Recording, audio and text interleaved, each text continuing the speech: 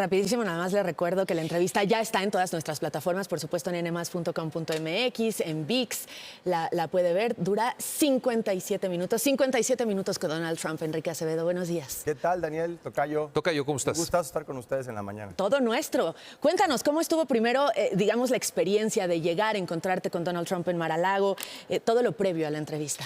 Bueno, por supuesto hubo un trabajo de planeación, de preparación de todo el equipo de N+, del equipo también de Noticias Univisión, que nos apoyó a lo largo de este proyecto.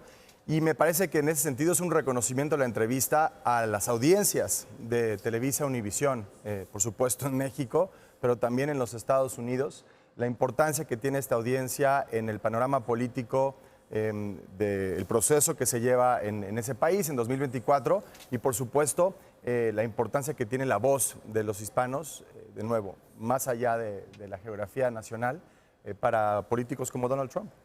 Donald Trump es un personaje de 24/7, todo el tiempo es Donald Trump, o tiene algunos tintes de ser otra persona en momentos más íntimos. Yo creo que es una muy buena pregunta, Tocayo, porque sí cambia el humor del personaje y cambia el acercamiento a una conversación como la que tuvimos, cuando, por ejemplo, apenas 24 horas antes, el New York Times le había publicado una encuesta, o había publicado una encuesta en la que lo tiene ganador en 5 de los 6 estados que pueden decidir la elección en Estados Unidos y que le da 42% del apoyo de lo que llamamos el voto latino en Estados Unidos. Nunca en la historia un candidato republicano ha tenido 42%, al menos en esta encuesta, muy importante, New York Times y Siena, del votante latino. Así que venía pues, de muy buen humor, después además de su juicio, ¿no? Su juicio allá en Nueva York con todo lo que pasó con el juez en esa corte. A ver, sí, el proceso electoral de Estados Unidos el próximo año, sí, las encuestas que en esta semana lo han favorecido, sí, la importancia en estas de los hispanos, pero Donald Trump también es una voz que se escucha en cuanto a temas internacionales y vaya que el contexto en el que se hizo la entrevista es complejo. Digo, para decirlo menos, el Medio Oriente, lo que está sucediendo en Israel. Sí, bueno, obviamente tocamos todos los temas que nos parecían relevantes en la agenda global.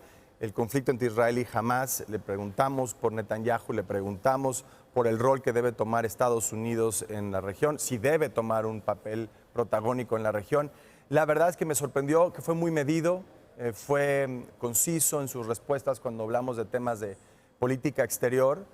Platicamos de Ucrania y de Rusia. De nuevo, me parece que es la parte de la entrevista en donde yo me quedé con más ganas de ver a Donald Trump, pues más como un hombre de Estado, más como un aspirante serio a la presidencia de Estados Unidos, hablando de una visión, de una ruta para establecer pues, lo que piensa hacer su gobierno en estos temas. Y creo que ahí quedó un poco corto, esa es mi impresión. Más allá de que a lo mejor China es el punto número 1 de esa agenda internacional, pero en relación con México, ¿cómo viste sus reacciones con lo que ha hecho desde la presidencia a lo que podría hacer en un segundo mandato? Me parece que ha ido evolucionando en su opinión sobre México. Me parece que su círculo cercano le ha ido informando más sobre la realidad, la compleja realidad política, social, económica en nuestro país. Y él ha ido poco a poco entendiéndolo mejor. Esa es mi impresión, porque veo un tono mucho más equilibrado, más dispuesto a establecer diálogo, a aprender un poco más. Ya no es México como el punching bag político, de hecho se lo preguntamos, ¿no? La contradicción entre que somos el principal socio comercial, en buena medida gracias a la renegociación que él hace del TLC, ¿no? Y ahora TEMEC, y al mismo tiempo pues los aspirantes republicanos en los debates hablan de intervenciones militares y hablan de acabar con México y de cerrar la frontera. Entonces me parece que hay una opinión mucho más informada y medida en su acercamiento a México. ¿Se asume como el siguiente presidente de los Estados Unidos? No, él ya se vio en la Casa Blanca y de nuevo, a un año de las elecciones, ya puede pasar muchísimo un año de las elecciones, más en un país como Estados Unidos, con 2 candidatos pues ya, digamos, de edad avanzada, ¿no? Me parece que a un año de las elecciones, viendo las encuestas, él se vea de regreso en la Casa Blanca y mucha gente lo ve así. Él es más experimentado, pero también su círculo íntimo es más experimentado en el poder. ¿También se nota esa práctica en la política? Sí, lo que vi, y hay una pregunta ahí particularmente sobre el Departamento de Justicia y lo que plantean hacer con él, lo que vi es saben a qué van y ahora tienen una mucho mejor idea de cómo utilizarlo y no necesariamente es algo bueno. En el caso del Departamento de Justicia dice, bueno, no estoy cerrado a la idea de utilizarlo para hacer lo que me están haciendo a mí, lo que percibe como una cacería de brujas. Vimos un fragmentito de la entrevista, por supuesto, que dura 57 minutos para quien no la vio ayer. Si tú tuvieras que redactar el titular para que se fuera todo el mundo de esta entrevista con Donald Trump, ¿cuál sería?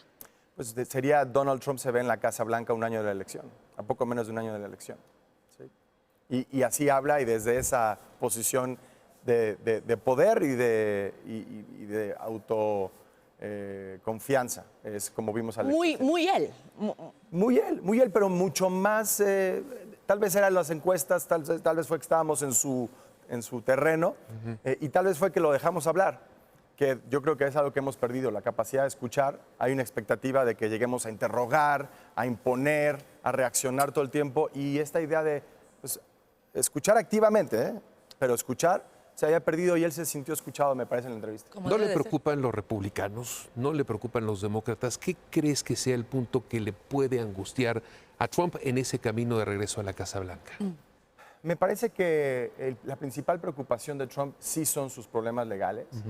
No solamente porque puedan impedir, le dijimos, ¿qué pasa si gana la nominación y luego lo forzan a dejarla? Porque justamente enfrenta pues, problemas legales en jurisdicciones múltiples, ¿no? Y me dice, nadie se va a salir de la carrera, pero creo que la preocupación es esa porque además hay mucho que perder para él. Esta reputación, este legado empresarial que ha construido como lo ha construido, ¿no? Lo tenemos claro, está en juego y creo que a eso a él en términos de su ego, pues sí le preocupa y es lo que lo mantiene más atento. Atento.